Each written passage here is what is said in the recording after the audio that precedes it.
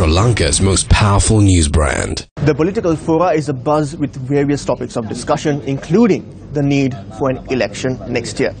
The question lies, is there in fact a need to have an election next year while there are more serious and pressing issues in the country that the people are facing?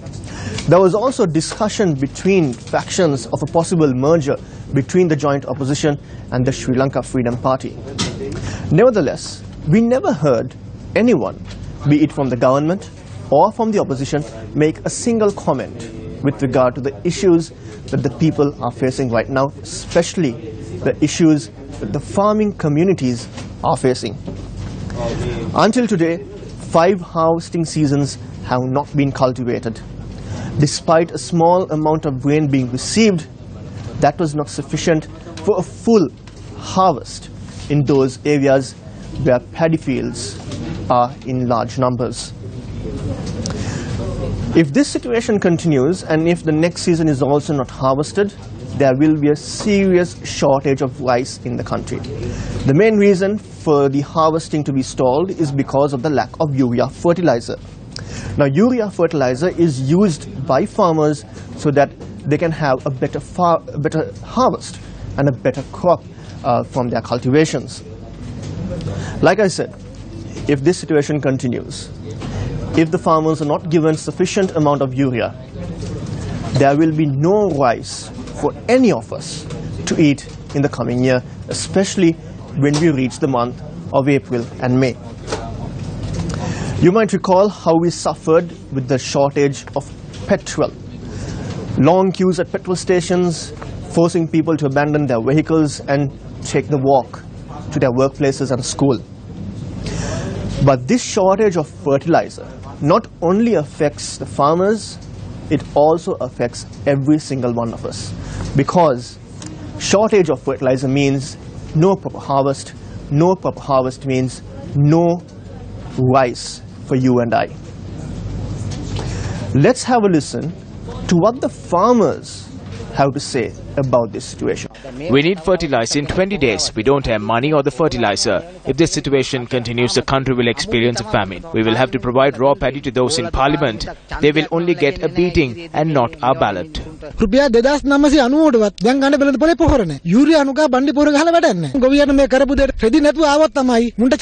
is no fertilizer in the storage facilities or the shops. The farmers don't have money to buy fertilizer. We are promised money, but we never got anything. It's been a month and we have been waiting. We need to cultivate. We have to do that. They tell us not to waste a single plot of land and cultivate as much as possible, but we don't have fertilizer. If we were given the fertilizer, we could have made some compromise. They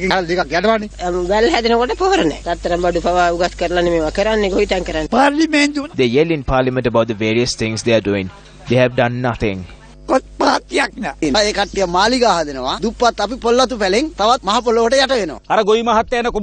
crop in the paddy field in which the farmer is walking in now is over a month old.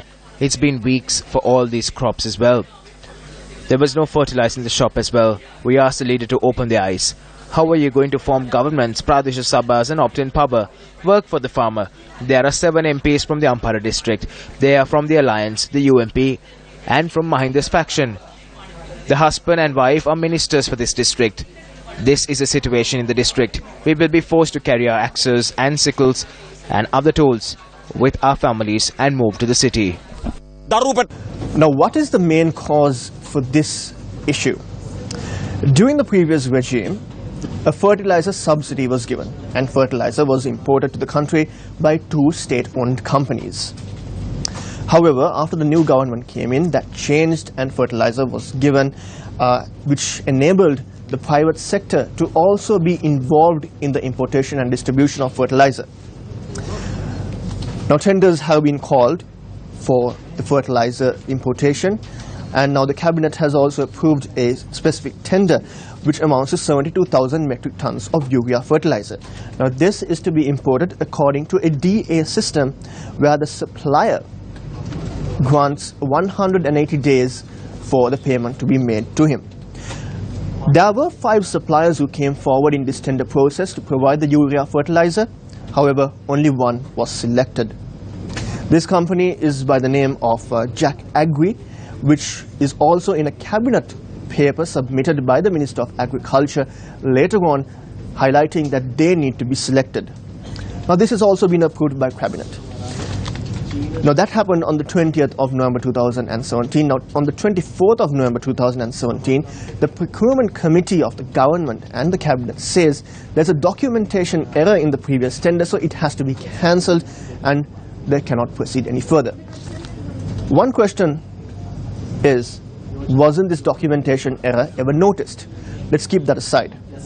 The importation of 72,000 metric tons of urea fertilizer has been cancelled, and now there's another tender for 36,000 metric tons of urea fertilizer to be imported to the country. We are not sure if this is going to be a spot purchase or any other procedure that is going to be followed. However, urea fertilizer is to be imported from Pakistan. As of late, Pakistan has imported very strict restrictions when exporting urea fertilizer out of their country.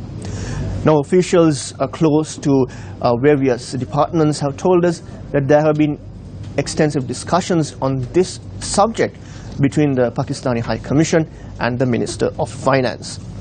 Now, if this situation aggravates, like I mentioned before, there will be a shortage of fertilizer that will directly impact the farmers, and they will have a direct impact on their cultivations, and their cultivations will have a direct impact on us. Let's have a listen to what the agriculture organizations set up across the country have to say. Based on what information we have, the government granted permission for a certain company to import fertilizer, but that company has not imported the fertilizer. They are creating a shortage in the country, and the government must be held responsible for that. They are suddenly calling for tenders to import fertilizer. This is how they are trying to skim money. Isn't the government aware there are two major harvesting seasons in the country? Why did they create this situation? When there is a sudden purchase, they pave the way for extortion. Then the tender issue arises. This paves the way for them to obtain commissions. If the government is not going to intervene in this respect, we will be compelled to launch a struggle with the farmers and the people. The farmers in this country are in distress and are in dire need of help. Once again, you might remember how the entire country was waiting for the arrival of a petrol ship to make things more easier for us. And now the country is made to wait for a ship carrying urea fertilizer.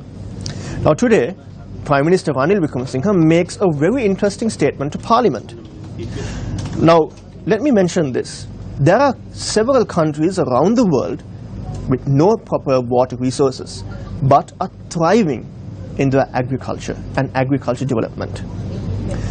They are using the latest technology obtained from various countries in order to meet the demand of consumption by their people, so that no one in those countries will starve.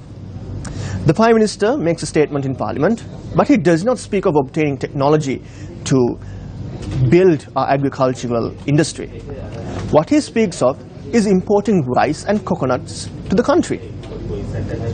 Sri Lanka was known as the granary of the Eastern world, but today the Prime Minister is saying that we need to import rice and coconuts to the country.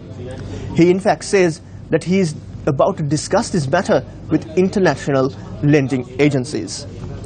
Let's have a listen to what the Prime Minister had to say, and also what members from opposing parties had to say about the Prime Minister's statement.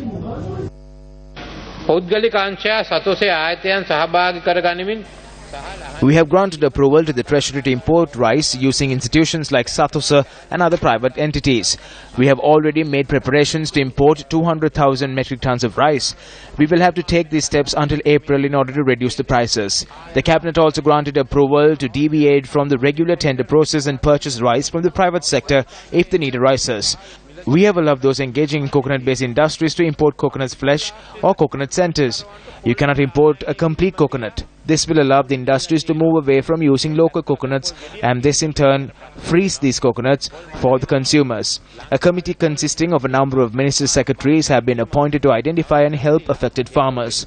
The President has taken steps to appoint a ministerial subcommittee comprising of Minister Patali Champika, Susil Premachanta, Anuri Priyadarshana and Rauf Hakim has been appointed to conduct a study on effects of inclement weather on farming and to provide recommendations to mitigate these effects. I will be having discussions with the World Bank, the ADB and other related parties regarding the effects of the inclement weather on farming activities. The current Prime Minister will enter the record books as the Prime Minister who made the most amount of empty special statements. Nothing has happened to the country because of these special statements. This government should resign without causing further harm to the people. People are finding hard to live. A kilogram of rice is 120 rupees, a coconut is 140 rupees.